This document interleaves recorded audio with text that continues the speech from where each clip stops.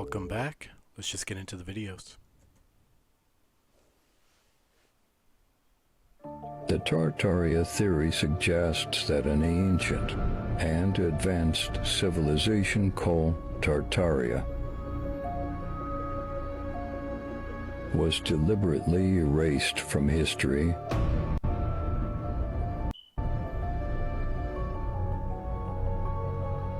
According to this theory, Tartaria built sophisticated cities and was overshadowed by Western powers. However, most historians reject this theory due to a lack of concrete evidence and its primarily internet-based origins. Supporters continue to debate, but the Tartaria theory remains controversial.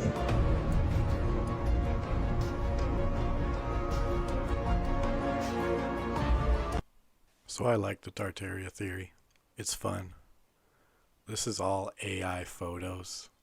So, give me some more real stuff. I'm not saying I believe in it, but it's fun. And let's get into some more of it. The Tartaria mud flood theory is a controversial hypothesis that suggests a catastrophic event took place in the 18th or 19th century, resulting in a massive flood of mud that covered entire cities and wiped out entire civilizations. According to this theory, the civilization of Tartary, which was once a powerful empire that covered a large part of the Eurasian continent, was destroyed by this event, and its existence was deliberately erased from history by the ruling elite.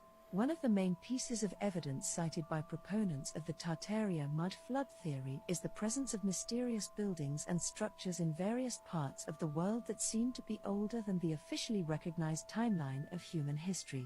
These structures, known as megaliths, are often made of large stone blocks that would have been impossible to move and erect using the technology available at the time they were supposedly built.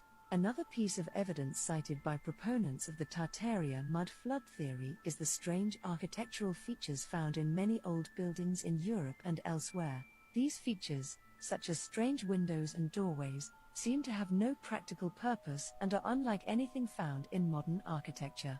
Proponents of the theory argue that these features are remnants of an older civilization that was destroyed by the mud flood. There are also claims that the Tartaria mud flood theory is supported by geological evidence. Some researchers have pointed to the presence of sedimentary layers in certain regions of the world that seem to indicate a massive flood event took place at some point in the past. Other researchers have claimed that the soil samples from various parts of the world contain high levels of unusual substances, such as iridium, that are typically associated with meteor impacts or other catastrophic events. Proponents of the Tartaria mud flood. They're just talking about the Younger Dryas theory, which I do believe in. Graham Hancock. There was a worldwide cataclysmic event that wiped out a lot of ancient civilizations that might have had ancient high technology, as they call it. The only way the ancient astronaut theory can be disproven is when the extraterrestrials show up and say, we were never here in the past. Good one, huh? Tartaria likes to flip that and say, that cataclysm happened, yesterday. A couple hundred years ago. Maybe it did. This is an abandoned chateau in France near the borders of Switzerland. Beautiful. Do you honestly believe this was built nearly 300 years ago using only hammers and chisels? Hey, with human determination. Each door is around 15 feet tall. Beautiful though. Whoever made it, however they made it, just stunning stuff. Great art. Why don't we do that anymore? Why aren't our buildings artistic like that anymore? I don't know. You can see the people are walking around on something that's absolutely remarkable. I mean, look at that. This is Buffalo, New York, 1901. Just stunning architecture. And this all has a frequency. We've talked a lot about this with frequency, resonance, fractals. all of these materials, you know, all the copper that was used. Every statue on top of these buildings had copper. Every angel on top of these buildings had copper. You know, and then you start to wonder, well, copper's only 1% of the soil. Where were they getting it all from? So Buffalo, New York, look at that fountain right there, you know, right in the middle. Just, you know, keeping the water intact. And then this is New York, Buffalo, New York, 1901. You know, this was the sustainable buildings that people were, you know, temporarily building. That's what they were telling us. You got right there, there's more water. And see how the society who was building these, because I don't believe that, you know, they were horse and wagon time at that time, but the society who was building this, look at how much they cherished water. I mean, there's so much water and fountains and all of this. And then you go to the next one, which you have a Coliseum in Buffalo, New York. You know, a picture I don't think many people have seen, which is interesting. You know, do you have this, and that can be energy. Is this the World's Fair? This is the World's Fair, yes. This is the picture, and then let me just... So saying horse and buggy people couldn't build those things, just look at the pyramids or Petra or the ancient temples in India. Very beautiful, even more beautiful than these, I think. I don't know much about the temporary buildings they said they put up. This does seem like a lot of work for something that crazy. Temporary put those up just for fun, just for a goof. Have it up for a couple months just for a goof. I'm telling y'all, Donald Trump is a Tartarian descendant. Take a look at his son, Barron Trump. And this is a year old, and it's just now going viral. He is 6'7" at the age of just 17. The Tartarian Empire is shrouded in mystery. Nobody really knows what happened to them. So some believe they could be thousands of years old. If not, they never even existed. But in this video, I'm going to show you proof that the Tartarian Empire actually did run much longer than anybody realized. And the theory that Trump actually does descend from the Tartarian Empire may not be so far-fetched after all. Let's start with this image that depicts the flags of all nations. It's allegedly a picture from an encyclopedia from 1865. You can see here, it even has a pirate's flag of nations. So, pirates were actually represented as a nation as late as 1865. And what's odd is that's basically all I could find out about this image. There really isn't much information out there on it. It was authenticated as being from an encyclopedia from 1865. So it is valid, and it does represent the nations of the world. And if you haven't noticed why the internet has been buzzing about it, is take a look here. It has a flag representing the nation of Tartary. Well, I don't know about you, but I find it odd that a flag of nations picture actually depicts the flag of Tartary. If it didn't exist, or if it existed in a prior time, then why would they have it on an image representing 1865? And what's more odd is look what it's right next to. A flag of nations representing allegedly China. Now this flag Allegedly is really China. Yes, it says it represents China, but there isn't much information beyond that. It's very hard to find any information at all on this flag. Nobody knows exactly its origins, but I find it odd they set it up right next to Tartary. So if you take the time and go back to look up old maps of Tartaria or the Grand Tartary, it seems to cover almost all of Asia. There are many that believe the Tartarian Empire even spilled over to the United States and covered most of it at one time. This is where the world fairs come in. Many theorize that these world fairs that were held across the entirety of the United States. The United States had the most world fairs of any country in the world. Dozens of them, showing off new technologies such as moving sidewalks, light shows. This was back in the 1800s when it was just horse and buggy to get around. The buildings were ornate and beautiful. They looked like ancient Rome. The structures were colossal, some of them housing 300,000 people. As you can see behind me, the lights were absolutely amazing. And you're telling me they got all this power and they ran it from the Niagara Falls? I find that hard to believe. To me, they're utilizing another source of power, some sort of free wireless energy. So they had these world fairs and they brought in adult orphans to allegedly repopulate the country and showed them the capabilities of humankind. Many believe they had been here for hundreds, if not thousands of years from a previous civilization. Really, nobody knows what happened to them.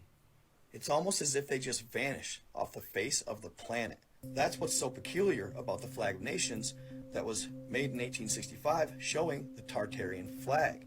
Did Tartary exist up till 1865? And if so, where did they go?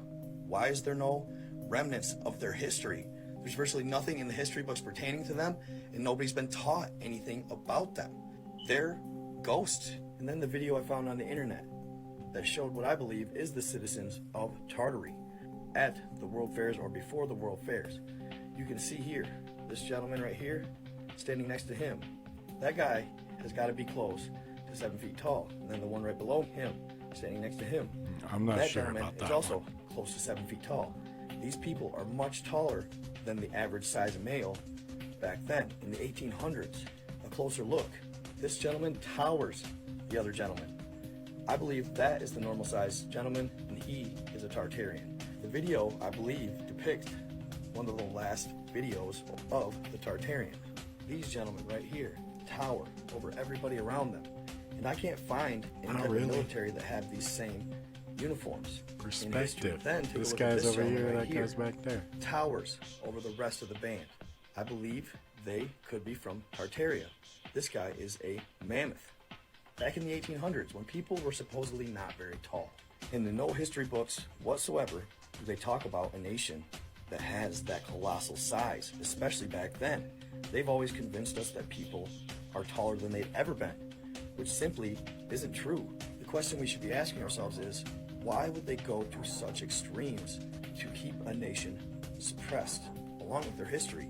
Because after the World Fairs, they demolished all of the beautiful buildings allegedly were built just for the World Fairs in a matter of years. It just seems suspect. Did these people have super advanced technology for the 1800s? And this technology included free energy for everyone? And my big question is, what happened to them? How did they just disappear off the map? Where did they go? Nevertheless, if you watch these people move and watch their gait, they seem very tall, especially this gentleman in the front. Look at that guy. Compared to the rest, he's a giant. His gait is similar to that of our boy, Baron Trump. This kid is a giant. He is huge. 6'7" at the age of 17. Where does that height come from?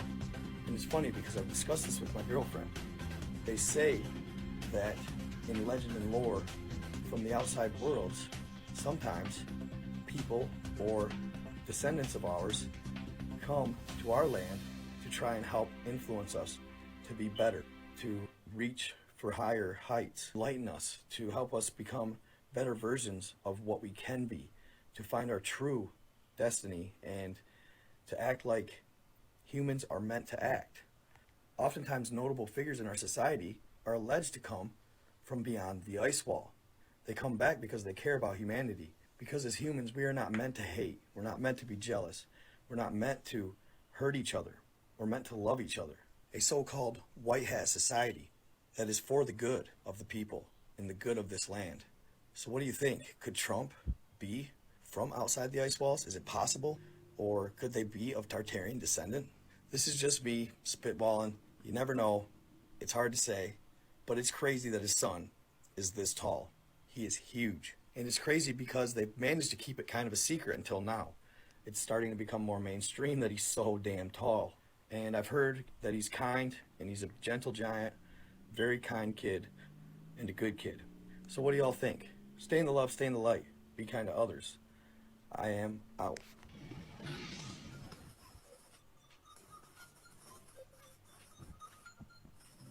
That's a lot of information. Do I think Baron Trump had a growth spurt recently? He's 17.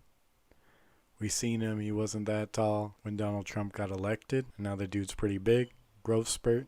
Donald Trump being a descendant of a Tartarian? I don't know.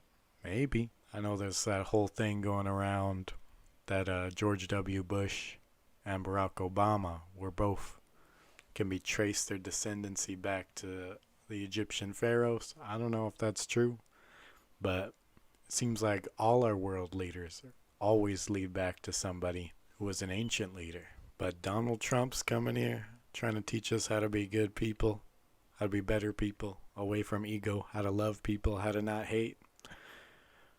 I don't think I could buy that one. The dude's pretty funny, but I don't think I could buy that one.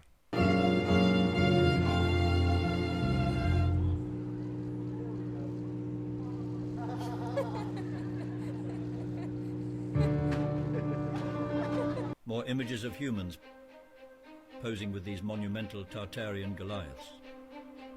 AI photos.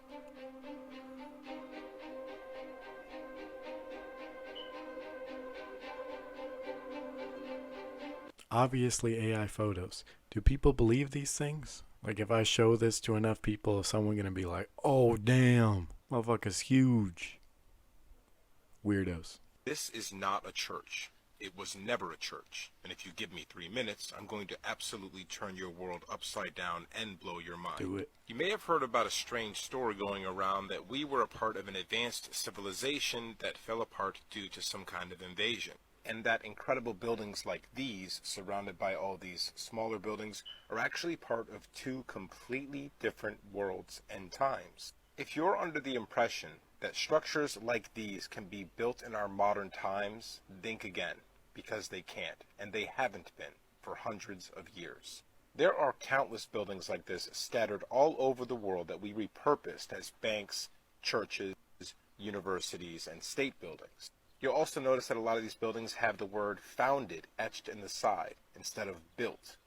That's because we found them. We didn't make them. So let's talk about what these buildings were really used for before we repurposed them. It's becoming painfully obvious that our religions and our religious institutions do not serve us, and in fact were built to control us. We're starting to realize that many of the stories we've been told about our religions have been twisted and corrupted to imprison our minds and our spirits. Well, it gets so much crazier and worse than that. Because these buildings were never churches. They were healing centers and amplification centers for our meditation and prayers to make our thoughts reality, word to flesh. The painted glass windows and all the geometric shapes were meant to amplify those frequencies outward and inward to heal us and create a protective force field around the building and around the empire. Going back to this picture, you see that circle right there? That's cymatics. Just go look up a video where they play sounds on sand and then the sand takes different shapes. It looks exactly the same as that. This architecture is a frozen masterpiece of music, which caused frequencies to emanate within and without to have all sorts of amazing and powerful effects. Yes, all the old stories of Atlantis and Tartaria are absolutely true, and you can see the evidence of it just by going to one of these churches. But it gets even crazier than that. Look at the domes here. Look at those little circular balls. These are conductors, okay? We don't have a cross or the moon and the star here, and there's a good reason why. I'm just going to put this ugly modern church in the background while we talk about this so this can really sink in for you. All of our religious symbols like crosses and moons and stars were actually just carefully crafted antennae. They were shaped that way to pull energy into the building. And now just think about how you have defined your entire life based on these symbols, defended them, fought other people over them, thought you were worshiping a god through that symbol. They are laughing in our face. And guess what? It gets even crazier in part 2 when we talk about the Orgon generator. So I'm a big fan of Christian Catholic art, old school Christian art, and they used to make some beautiful things. Mostly paintings is what I'm into, but yeah, these churches, just amazing architecture, and we don't do these things now, which is weird to me. Why don't we build things like this? Maybe we're just in a different era of art appreciation. We do make crazy buildings, but they're, artists nowadays, they just have a different take on things. As for them not being churches, but being used for prayer and meditation and healing for some ancient civilization, that's obviously their religion, which still makes it a church to somebody, right? And I'm a fan of the architecture, but I'm not a fan of churches. Either way, Tartaria Church, you want me to sit and pray and meditate in that building to have a protective dome layer over our village? Like, bunch of silly boys, bunch of hooligans. I'm not going in there. I'll look at it, marvel in the beauty, probably check it out, read some of their books. That's about it. Are you Jesus Christ? Which Jesus? There's all kinds of Jesuses. There's a black Jesus down in Florida. He's having a good time. There's a Mexican Jesus in Mexico. I mean, there's all kinds of there's a Jewish Jesus. I mean, Jesus, you know. There's all kinds of Jesus coming back everywhere. And nothing can stop it. It's a consciousness that lives in your mind. But equally as important as the recollections we can see are the memories of many St. Louisans for whom the fair is still a personal experience. Among these is Miss Dina Lang, who has been a teacher in public schools in St. Louis for over 50 years and who has written a history of St. Louis. Well, Miss Lang, if I may ask, how old were you at the time of the fair? Well, I was in my first year at high school, and that made me about 15. What area were you living in? We had just moved over on the north side. There was a new section of St. Louis near Sarah and Maffett that had just opened up, and in May of 1904, we moved into the new home. Well, did you go over to the fair much? Very often. In fact, the whole year preceding the opening of the fair, we went 2 or 3 times a week. I had a brother who was a young architect, was very much interested out there in the buildings, and I went with him quite often. What's your most lasting personal impression of the fair? Well, it was the most magnificent spectacle I think I've ever seen. I've been to many other fairs, and I don't think any of them have ever come up to the World's Fair. You mean architecturally, just in spaciousness? Architecturally, in its glory and its magnificence. It was the first time that we had used electricity with any great, or it was the first time the buildings were being lighted with electricity, and we certainly used it there to a great effect. What did you find yourself doing at the fair most of the time? Oh, well, we roamed around. We knew every spot of the whole fair, all the way from the entranceway of the Pike to the Igoroti villages and on to the agriculture buildings and horticulture. And, of course, always at night there was the gorgeous cascades and the electric lights and the Pike with its Ferris wheels and chutes and exhibits and rides? Exhibits of all kinds. Well, I've heard that the fair was quite a place as far as being an area for the introduction of all kinds of new novelty foods. Or what were then novelty foods? We heard that the ice cream cone was first introduced at the fair. Is that right? Yes, I'm quite sure. That was the first time, at least, that I saw ice cream cones, and we had them quite often. They sold them usually 2 for a nickel, so that they went sort of far, too. Sometimes 2 people could eat 1 ice cream cone. Then we had lovely little rosette cakes. They were made by dipping an iron into a batter and putting it into some hot fat. And, oh, those were delicious. And the barbecue sandwiches. That was the debut of the barbecue sandwich on a large I think scale? probably it was. And they were far better than anything I have ever eaten, and you could get a big one for 5 cents. And these stands were all over the fairgrounds, and the food was excellent. And, of course, it was if you were very wise in your selection, you could get free meals all day long. You go to Pillsbury exhibit and get hot cross buns and coffee cake and breads. What was your favorite exhibit? Well, I think probably, let's see, the Festival Hall and the Igoroti Village. I think that the Philippine village with its lovely bridge across the river there and all the different tribes, I think. That lady's really engaging. She's great. This guy, creepy, insectoid, perhaps. But I'm not sure why Tartarian fanatics don't want you to see this. It doesn't seem like she knows much. It just seems like it was a great time there. It was beautiful. new, and a great time. And how awkward it would have been to be filmed for television back then. Weird. One of the greatest proofs is that the Earth is flat. We're spinning at 1,000 miles an hour. We're orbiting in the heliocentric model the sun at 66,600 miles an hour. While doing that, we're chasing the sun at almost 500,000 miles per hour. So we're corkscrewing and spinning through an infinite universe, never to return to where we were before. The Georgia Guidestones had a little hole drilled in the middle stone, and if you look through it, there is the star Polaris, our North Star. How can we be traveling in all these different directions, traveling infinite distances, and that star just always remains in that hole? There's no way it would be in that circle a day, let alone 40 years.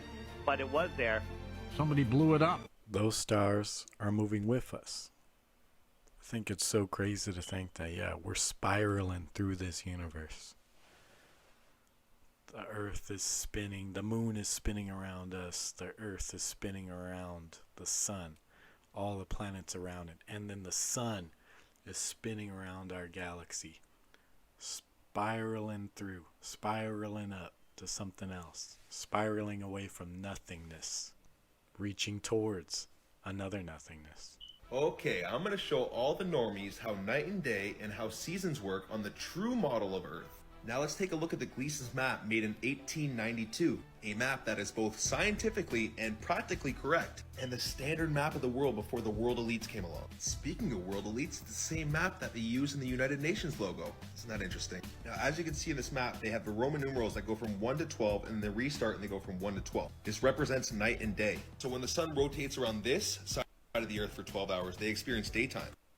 And this is exactly what this would look like on the flat Earth model. And this is why we see angled sun rays, because the sun is actually a lot smaller and closer to the Earth. Just literally common sense. Now I'm going to explain the seasons. Take notice of this part of the map. So this is the December solstice, where the sun rotates on the outer perimeter of our Earth, which looks like this. So all the people in the middle would experience winter. And this is the June solstice, where the sun is rotating more towards the North Pole, which looks like this. So all the people in the middle experience summer. And you have fall, which is in between summer and winter. So this is the North Pole. As the seasons change, the sun starts to rotate more south. And you can prove this by yourself through observation with your own 2 eyes. I live in Canada. In the summer, the sun would set in front of my house. And in the wintertime, it would set much further south over the lake. I observe it every single day and see it move gradually and gradually further away. And it would get gradually colder and colder and colder. Now they are lying to you because they are hiding God's true creation. And they do not want you knowing how divine you are. Look within for the real answers. Peace and love. It's weird to me, this religious take on flat Earth, because in multiple books in the Bible, Earth is described as a sphere, and maybe that's just the firmament with hell below us, the heavens above us, Earth a flat disk in the center, a spherical dome all around us. But these science guys, they are so funny. I don't understand though, you believe in flat Earth, right? Yes. So wouldn't people just fall off the end? Well, like, what is the end, first of all? I don't know. It would be Antarctica, the Arctic Circle. That's the end. That's the shoreline. But wouldn't there be like a wall or something? Well, the highest shoreline on Earth is the ice wall, Antarctica. So the water would be this table, and then this would be the end. Okay. And then you'd say, well, what's that way? Like, where's the edge? The only treaty never broken by 57 nations is the Antarctic Treaty. You are not allowed to explore there. But the first person to explore Antarctica, Admiral Byrd, he said that there is more land with, it's not snow, it's better resources and minerals, the size of North America. And as he's talking, behind him, there's a video, there's footage on YouTube, Admiral Byrd. As he's talking in front of a flat Earth azimuthal equidistant map, the map that airplane pilots use for autopilot. They don't use your dumbass Mercator or your fucking globe or none of that. They use our map. And think about it, this map distorts continents.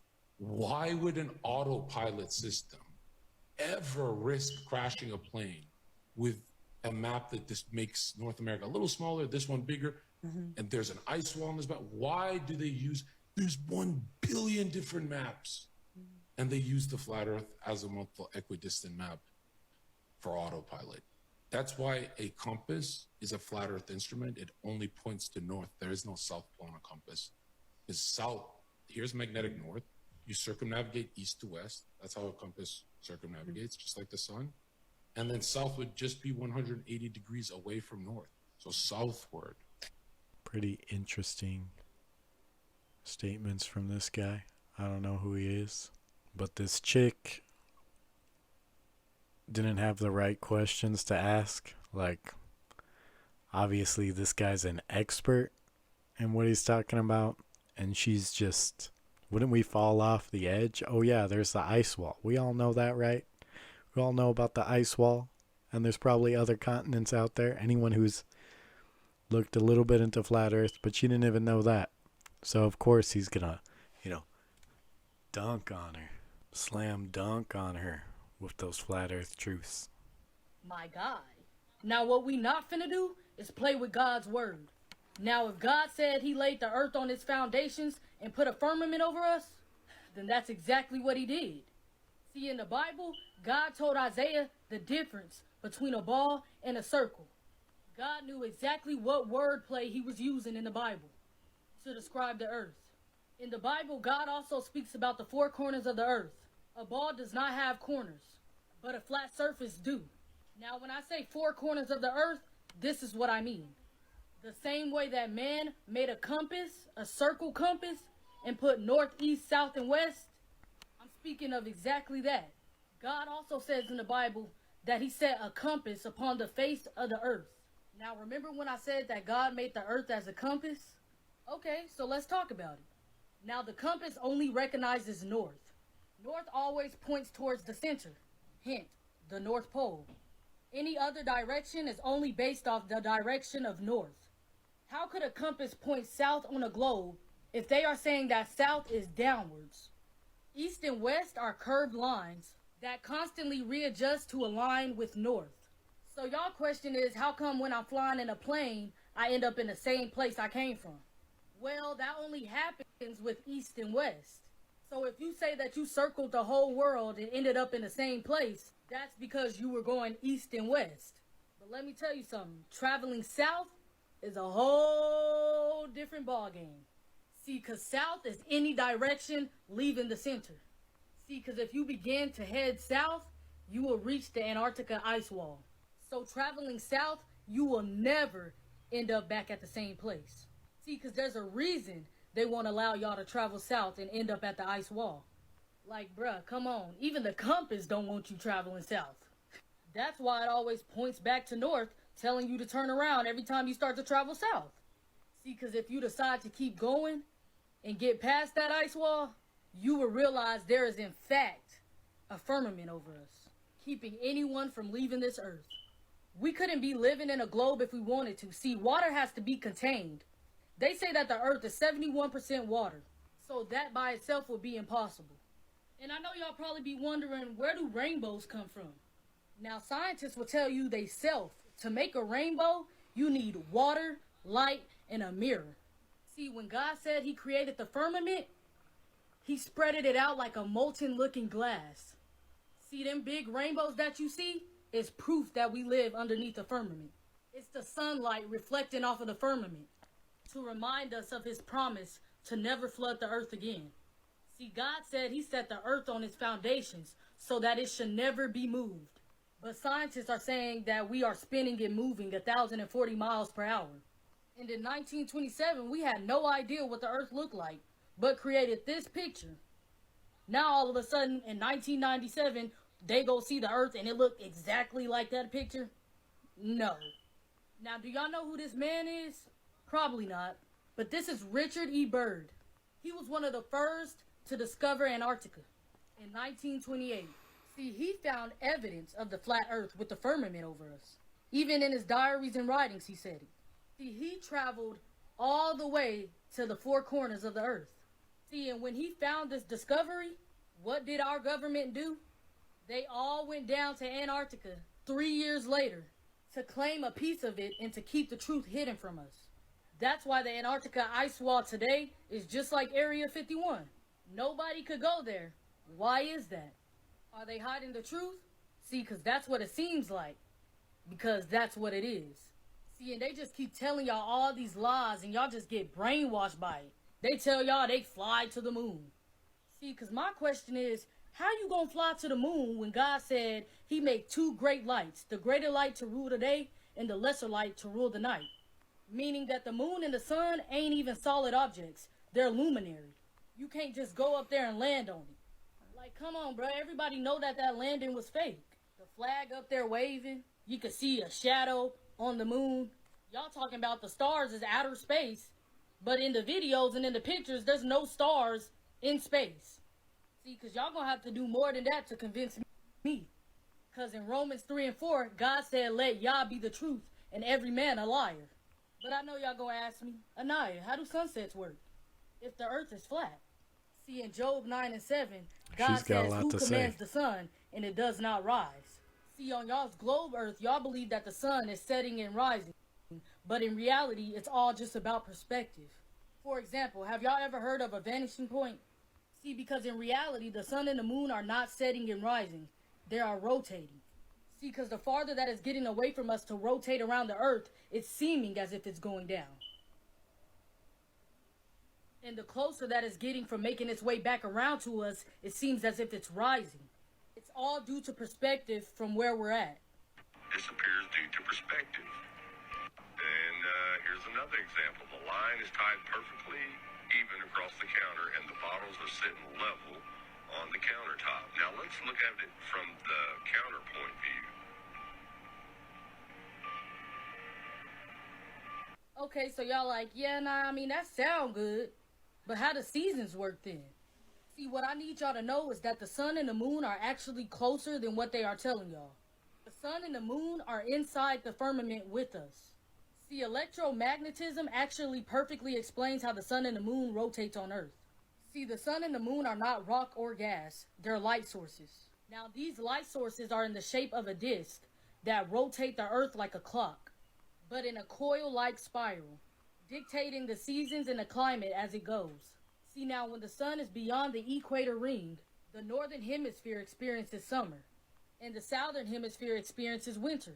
Inversely, when below the equator ring, the southern hemisphere will experience summer, and the northern hemisphere will experience winter. The southern that there's hemisphere? Life beyond the Earth. There is no space. There is no other planets out there. God says he sits at the top of the firmament. Those planets that y'all are seeing in those telescopes, those are called wandering stars. All of these are light sources. They are not solid objects. Alright, Anaya, so how does a solar eclipse work on a flat Earth? And why can't we see stars during an eclipse of the sun and the moon? See, God says in eclipses, the sun will be turned to darkness and the moon to blood before the coming of the great and glorious days of the Lord. As so, a solar eclipse happens when the sun and the moon decides to rotate over each other. Is a blood moon.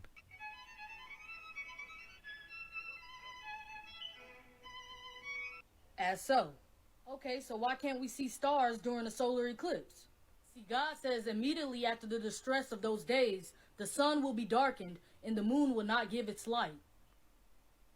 The stars will fall from the sky and the heavenly bodies will be shaken. So why can't you see stars during a solar eclipse? His word tells you everything you need to know. There is nothing outside the firmament that they know of because they can't get past the firmament. God tells us he placed water above the firmament. All these people didn't have the same vision for no reason. There is many times that they have snitched on themselves, saying that they never been outside the earth, saying that there's nowhere to go, saying that they never been to the moon for real. They even be putting the truth into the cartoons. They are steady trying to break the firmament. They trying to nuke the firmament, sending rockets up there to break the firmament. They trying everything in their power. And as a matter of fact, my next video, I'm going to be showing y'all videos of them really saying they ain't never been to the moon. I'm going to be showing y'all videos of them trying to nuke the firmament, them trying to send rockets to the firmament, and even putting hidden truth into these cartoons and movies. These people know exactly what they are doing, and they know exactly what the firmament is. I'm telling y'all, that's exactly the reason why we can't go to the Antarctica ice wall. You can't fly over it. You can't do nothing. They don't want you seeing nothing, knowing nothing. Because they know once we find out that there is an end to this earth, that we gonna know the Bible is the true history of this world. And I want y'all to know that there is no other planets outside of this firmament. When God said he created the earth, I'm pretty sure he would have said, I created Saturn, Mars, Neptune, and Venus.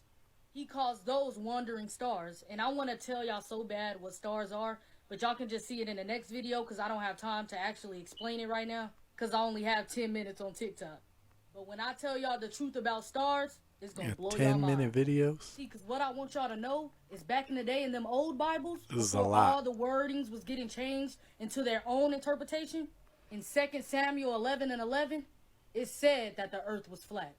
But that was before they started changing everything.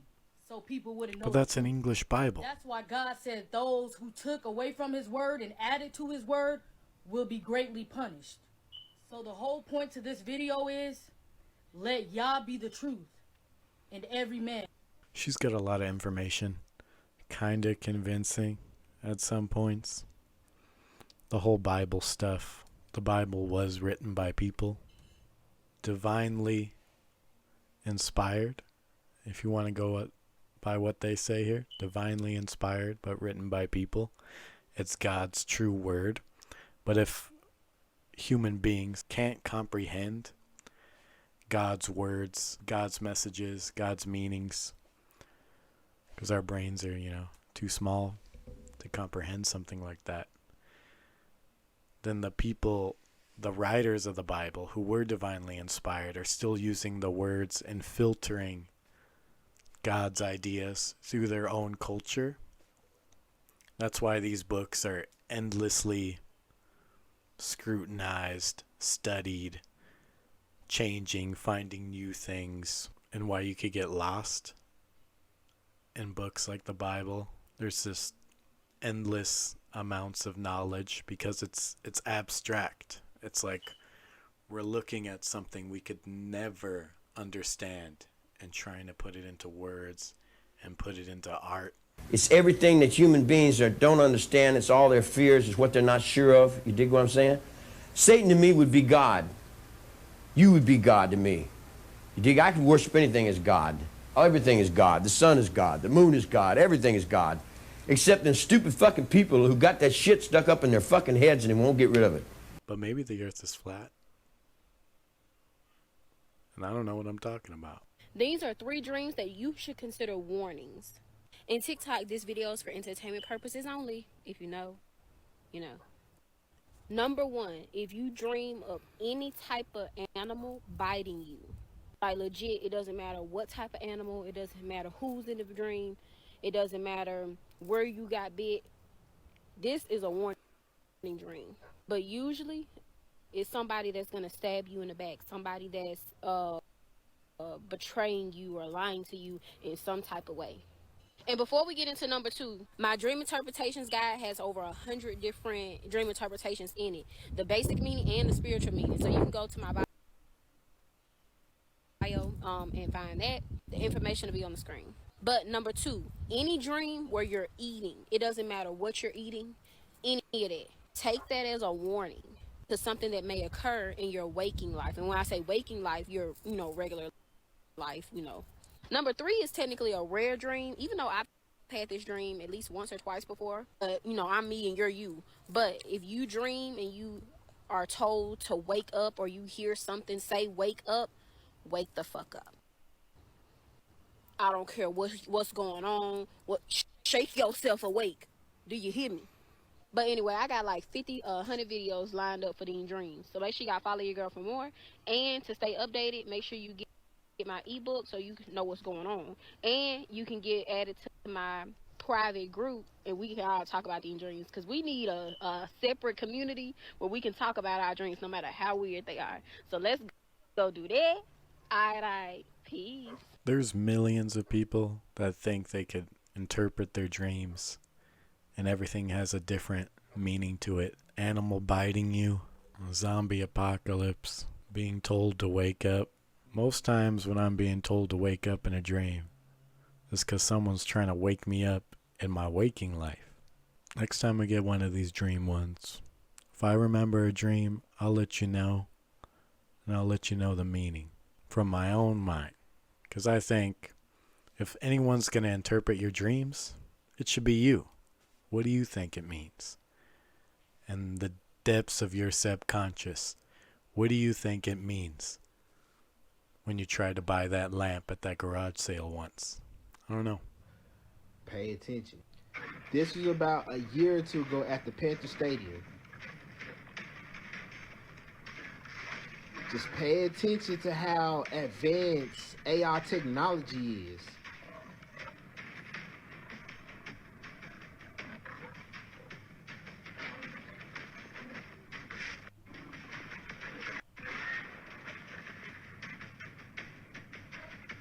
Do y'all see this?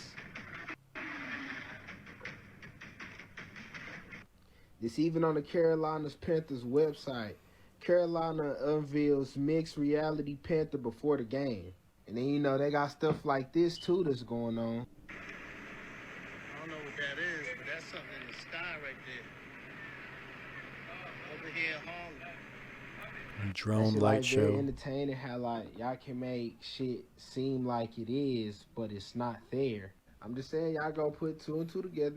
Go look at the Project Bluebeam. Y'all let me know what y'all think. Let me know what y'all think about this shit in the comments. Follow me for more wisdom. Hit that plus button to stay tuned. Pay attention. I do believe in Project Bluebeam. I think it's a real thing. I think it's a possibility. Look it up. If you don't know what it is, let me know down in the comments. Do you believe Project Bluebeam? Let me know. As for this hologram, I'd have to see something like that in real life, like be in the stage, to really discern, like, is that just CGI? That little leopard doesn't look that great or that real. Like, you could tell that it's a fake animal, but how it moves around the stage like that, I'd like to see something like that in real life. The other one, a drone show in the sky, drone show, looks pretty cool, but you could pretty much tell they're drones. We're getting closer to Project Bluebeam technology, and there's a lot that goes into it, and I'm always looking out for signs like that. I ain't the smartest man in the world, but that's a mermaid. Clear as day. Look at that motherfucker. You can see every detail on it. Damn near. I don't know who recording this, but I wouldn't be. I would got the fuck on up out of there if I saw some shit that looking like that. Dog. That's a big fact. Look at that. That look creepy as a motherfucker. That shit look like something out of a horror film.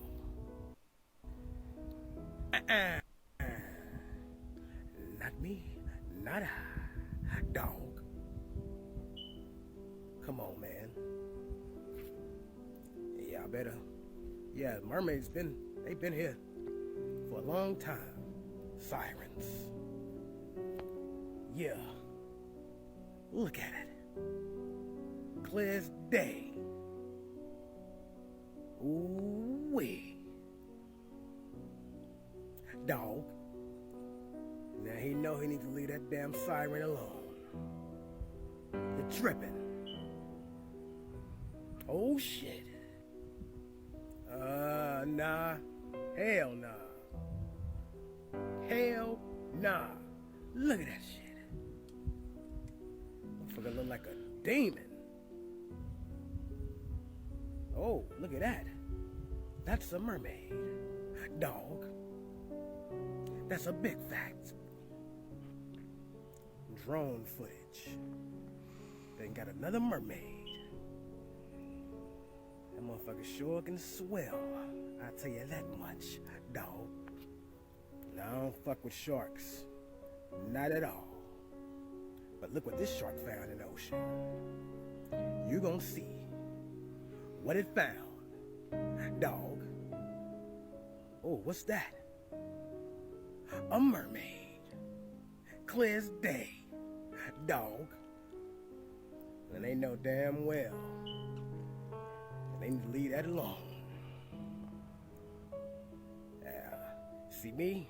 I don't fuck around. I wouldn't have been standing my ass there. I'm sure that mermaid got family. I'm sure the mermaids will fuck y'all ass up. Dog, y'all all amused. I would be too, but I ain't fucking with no mermaids. Nope. Now see, there's a lot of shit in this world that exists that we don't know about. But when I find them, I'm gonna make a video of that shit. Because this shit is crazy. And I want to say thank y'all for following the brother. And laughing with me. You know I like to have fun. We ain't gotta be so damn serious. Thank you. I hope all these evil motherfuckers get petrified. Big facts. Is he serious? Is he joking? Are they mermaids? Are they people in costumes? Are they trick of the light? Are they fake people faking it? Goofs, gags, gaggles? I want to let you know one thing though. I ain't afraid of mermaids, Bigfoots, skinwalkers, demons, the paranormal, ghosts. Bring them at me. I'm waiting for them. I want to head in there. I want to see what they could do to me. Rip me apart. Destroy my mind. I want to see what's going on. So, if this is a call into the universe to send some skinwalkers, some demons my way, let them come. Come at me, bro. I'm standing right here. Come at me, bro. Put your hands up, bro. Come here, bro. I'm right here. But that's it for today. See you next time.